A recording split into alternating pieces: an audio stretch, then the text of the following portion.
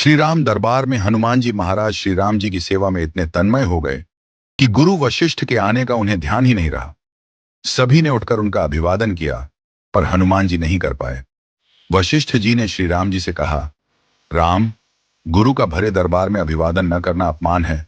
इसके लिए क्या सजा होनी चाहिए? श्री राम जी ने कहा, गुरुवर, आप ही बताइए। वशिष्ठ जी ने कहा, मृत्यु दंड। श्री राम जी ने कहा, स्वीकार है। तब श्री राम जी ने पूछा, गुरुदेव, आप बताइए, यह अपराध किसने किया है? वशिष्ठ जी ने कहा, मैं बताऊं, पर राम, तुम्हारा यह प्रिय है, तुम अपने आप को सजा दोगे, पर उसे नहीं दे पाओगे। श्री राम जी ने कहा, गुरुदेव, राम के लिए सब समान है। वशिष्ठ जी बोले, नहीं राम, मुझे तुम पर संशय नहीं है, पर मुझे यह संशय है कि दंड पूरी तरह से पूरा हो पाएगा या नहीं। यदि तुम मुझे विश्वास दिलाते हो कि तुम उसे अपने अमोघ बाण से मृत्यु दंड दोगे, तो मैं अपराधी का नाम और अपराध बताऊंगा। श्री राम जी ने फिर अपना संकल्प व्यक्त किया। तब वशिष्ठ जी ने कहा, यह अपराध हनुमान जी ने किया है। हनुमान जी ने स्वीकार कर लिया। फिर श्री राम जी ने दरबार में घोषणा की कि कल सायंकाल सरयू के तट पर हनुमान जी को मैं स्वयं अपने अमोघ बाण से मृत्यु दंड दूंगा। हनुमान जी घर गए तो उदासी की स्थिति में उन्हें देख माता अंजनी चकित रह गई। उन्होंने बार बार पूछा, क्या बात है मेरे लाल?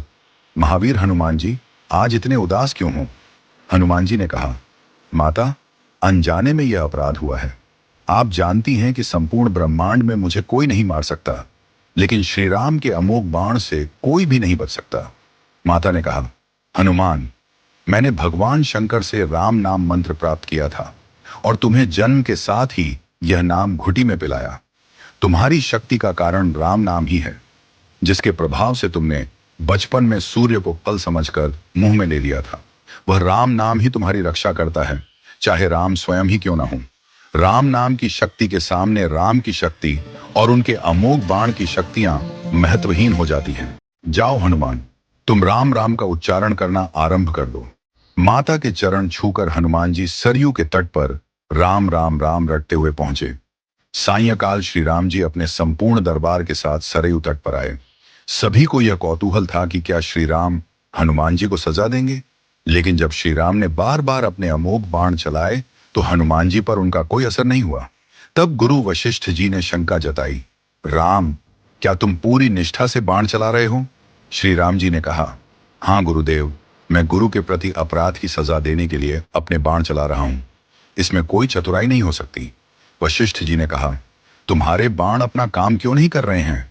श्री राम जी ने उत्तर दिया, गुरुदेव, हनुमान राम राम की अनंत रट लगा रहे हैं। मेरे बाणों की शक्ति राम नाम के प्रभाव में कमजोर हो गई है, इसलिए वे असर नहीं कर रहे।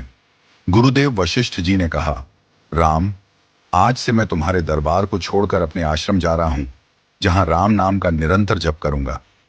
जाते जाते वशिष्ठ जी ने घोषणा की, हे राम, मैं यह जानकर और मानकर घोषणा कर रहा हूं कि राम से राम का नाम बड़ा है। राम नाम महा अमोघ शक्ति का सागर है। जो कोई राम का नाम जपेगा, लिखेगा या मनन करेगा, उसकी लोक कामना पूर्ति होगी और वह मोक्ष का भागी होगा। मैंने सारे मंत्रों की शक्तियों को राम नाम के समक्ष नगण्य माना है। तभी से राम नाम को राम से बड़ा माना गया।